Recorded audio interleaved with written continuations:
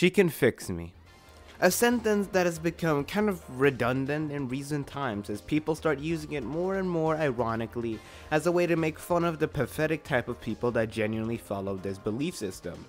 But the fact still remains that there are people that follow this belief system. There are more people than you think that genuinely think getting with a girl will fix them. Obviously, this isn't a belief system exclusive towards people attracted to girls.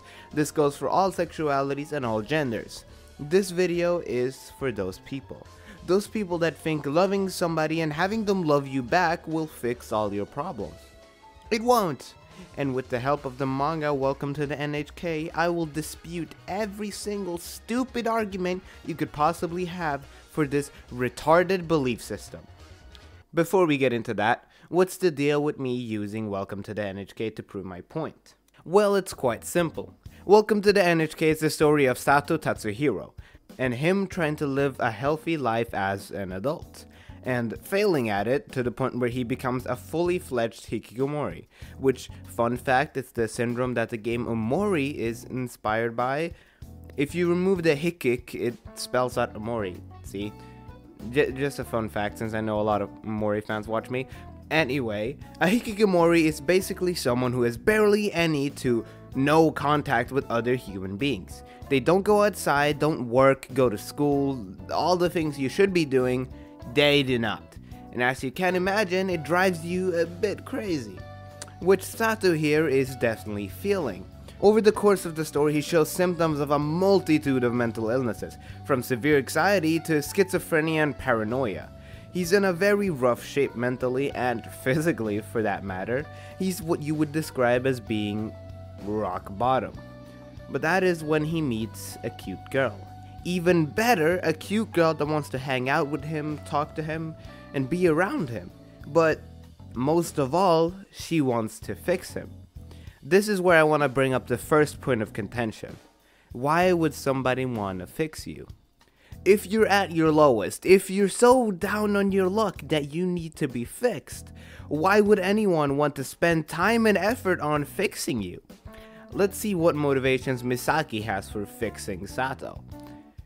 It's very obvious. It's because honestly she needs the help as much as he does.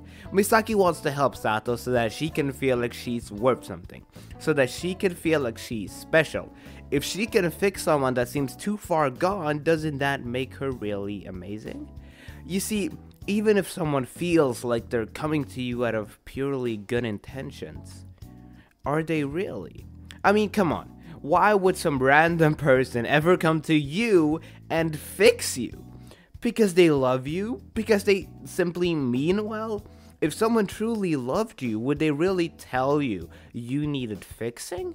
And if you truly believe that someone will just come and spend their time and effort trying to fix you because they simply mean well, then all I have to say is, second point of contention.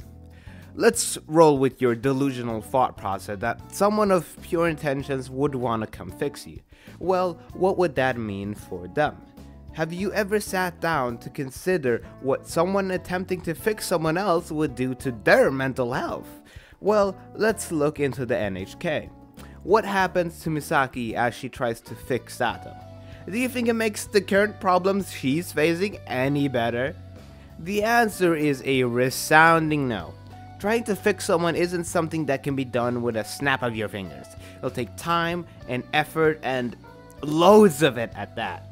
Loads of going 2 steps forwards and 1 step back, or 1 step forwards and fucking 5 steps back. If you pour that much effort into somebody else, seeing them slip back into bad habits after you spent the last month pulling them out of those habits, eventually it's bound to drive you a bit insane. This constant pulling of somebody else's arm, trying to drag them into better habits being followed by crushing defeat, will feel awful. And it's bound to happen over and over again. And you, who set out to help this person, has no real control over whether they actually choose to follow your advice or not. You simply have to watch as your effort has seemingly no effect. And this is without me even getting into the amount of mental illnesses Sato has that directly results in him hurting those around him. Paranoia can easily make him start doubting Misaki. Misaki can easily go from a friend to a foe if Sato's delusions decide it. Obviously, it hurts being shunned by someone you're trying to help. If you're trying to help someone and they start to get worse, how will you be able to not blame it on yourself? Whether you like it or not, you have to realize that this person of your dreams that comes to fix you, you will just drag them down with you. That is the reality of the situations. Mental illness is sadly not something that only affects you, but it also affects those around you. This isn't to say you can't ask for help. This isn't to say you can't seek actual professional help.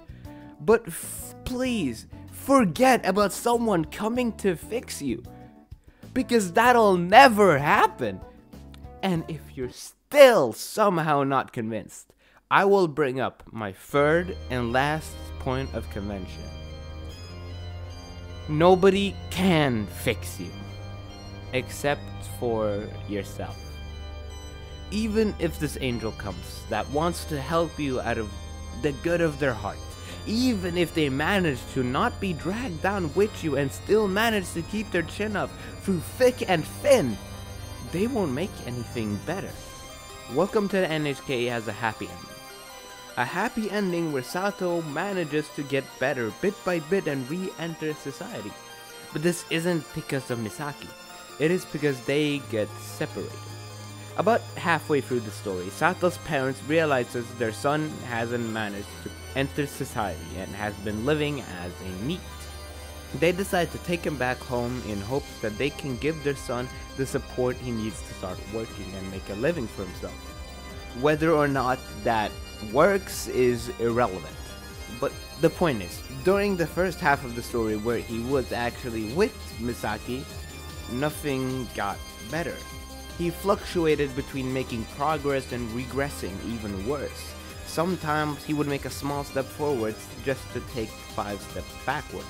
Misaki manages to trick Sato into going into a public area without him panicking. Okay, good. That's progress, right? But then Sato joins a suicide cult so that he can kill himself and pass his inheritance over to Misaki because in his mind, she's more deserving of it. In the end, he never ended up improving. And neither did Misaki for that matter. Misaki and Sato become a comfort for each other, which may seem nice, but this comfort convinced them that it was okay to stay as they are. This comfort forced them to never make any progress, as change might also mean losing this comfort that they have found in each other. They just started enabling each other's worst parts. Now, let me back away from the manga talk for a second, because to some people it might bog down my point. Oh, it's just a fictional story, reality isn't like that, or, well, I'm not like Sato, so it's okay. I'm not basing this video on this manga. I'm basing it off of my own experience and what I know. This manga is simply here because that's what this channel is about.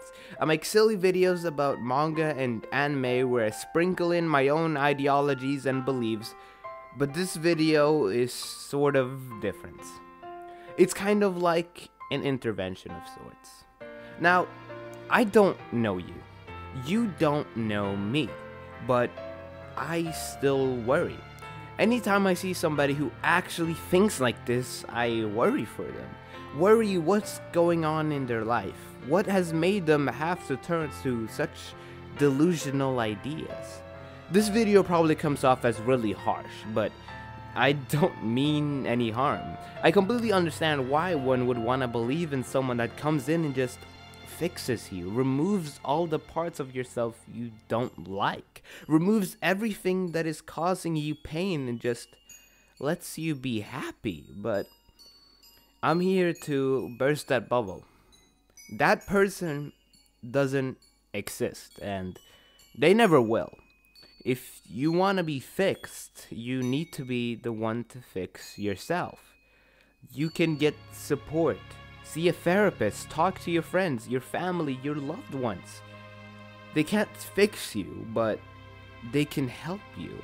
At the end of the day, you need to be the one putting in the effort, not anyone else.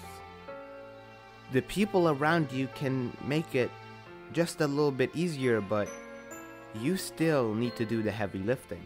They can make that weight you're carrying on your shoulders just that little bit lighter.